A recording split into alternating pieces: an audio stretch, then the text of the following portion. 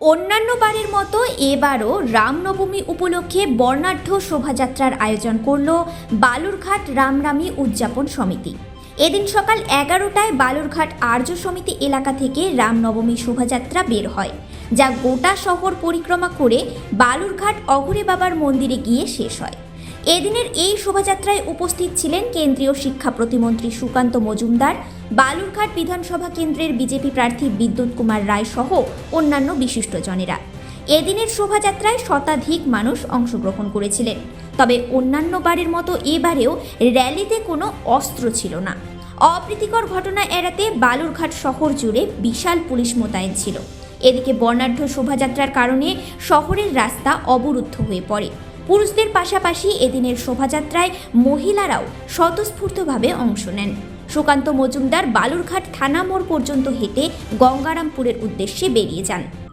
আজকে গতকালের মতোই পশ্চিমবঙ্গের বিভিন্ন প্রান্তে রামনবমী উদযাপিত হচ্ছে এবং আজকে বালুরঘাট শহরে উদযাপিত হলো এবং দক্ষিণ দিনাজপুর জেলার বিভিন্ন জায়গায় বুনিয়াদপুর, গঙ্গারামপুর, তপন, করদহ, প্রচুর জায়গায়, কুসুমুন্ডি, সব জায়গাতে অনুষ্ঠিত হচ্ছে। আমি যতটা সম্ভব সবগুলোতে অংশগ্রহণ করার চেষ্টা করছি। হাজার হাজার মানুষ রাস্তায় নেমেছে, দেখতেই পাচ্ছেন। মানুষ রাম ভক্তের সংখ্যায়, রাম ভক্তের দখলে এই মুহূর্তে পশ্চিমবঙ্গ। আগামী দিনে রাম রাজত্ব পশ্চিমবঙ্গে প্রতিষ্ঠা হবে।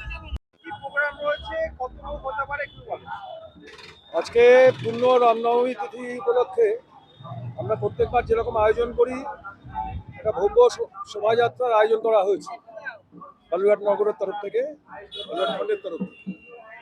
তো প্রতি বছরই যেরকম আমরা দেখি যে এখানে বিপুল হিন্দু জনসমাগম হয়, আশা করছি এবছরও প্রতি বছরের চাইতে আরও কিছু বেশি পরিমাণেই আমরা আশা করছি যে জনসমাগম হবে।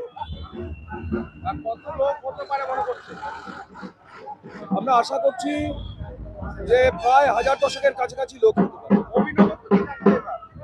অভিনবত্ব বলতে ট্যাবলোর সংখ্যা এবারে অনেক বেশি আছে।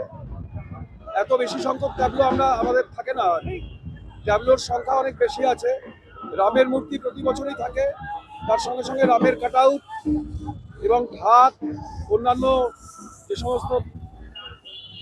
সেই সমস্ত বিষয় নিয়ে আমরা শোভাযাত্রা আশা করা যায় এগিয়ে যাবে। গতবারের চাইতে গতবারে আমাদের 5-6 হাজার লোক হয়েছিল। আমরা আশা করছি এবার 10,000-এর কাছাকাছি লোক আমরা সমাগম করতে পারবো। আমার ধারণা যে সমস্ত জায়গাতেই রামনবমীর মাধ্যমে হিন্দুদের কাছে একটা চেতনা তৈরি হচ্ছে যে সবাই মিলে একত্রিত থাকার এবং সমস্ত সমাজকে একসঙ্গে আসার। আমার মনে হয় যে রামনবমী উপলক্ষে আমাদের যে শোভাযাত্রার আয়োজন, এই সম্পর্কে আমরা হিন্দু সমাজকে একটা বড় ধরনের বার্তা দিতে পেরেছি। আজকের যে র্যালি আমরা আয়োজন করেছি, সেই র্যালিতে সমস্ত হিন্দু সনাতনী ভাই বোন, আত্মীয় বন্ধু, এরা সবাই থাকবে এবং যে কেউ চাইলে আসতে পারে। আমাদের এখানে তো দল মতের কোনো বিরোধ নেই।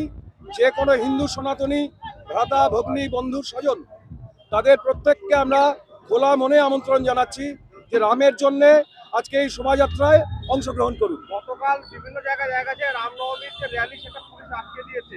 এখানে যদি এমন পরিস্থিতি হয়, আপনারা কি করবেন? আমরা প্রশাসনের কাছে আবেদন করেছি এবং বালুরঘাটে এরকম ঘটনা কখনো ঘটেনি। আমরা প্রশাসনের তরফ থেকে পূর্ণ সহযোগিতা গত বছরগুলোতেও যেরকম পেয়ে এসেছি, আশা রাখছি এ বছরেও আমরা প্রশাসনের কাছ থেকে সম্পূর্ণ সহযোগিতা পাবো। র্যালিতে কোনো রকম অস্ত্র থাকছে আপনাদের? কোনো রকম অস্ত্র আমাদের র্যালিতে অ্যালাউড না। আপনার নাম দাদা, কি পদে আছেন? আমার নাম হচ্ছে শুভেন্দু কুমার বক্সি। আমি এবছরের রামনবমী যে শোভাযাত্রা, সে উপলক্ষে যে রামনবমী উদযাপন সমিতি হয়, তার সভাপতির দায়িত্বে আছে। বালুরঘাট থেকে মান্টি সিং এর রিপোর্ট, কুলিক নিউজ।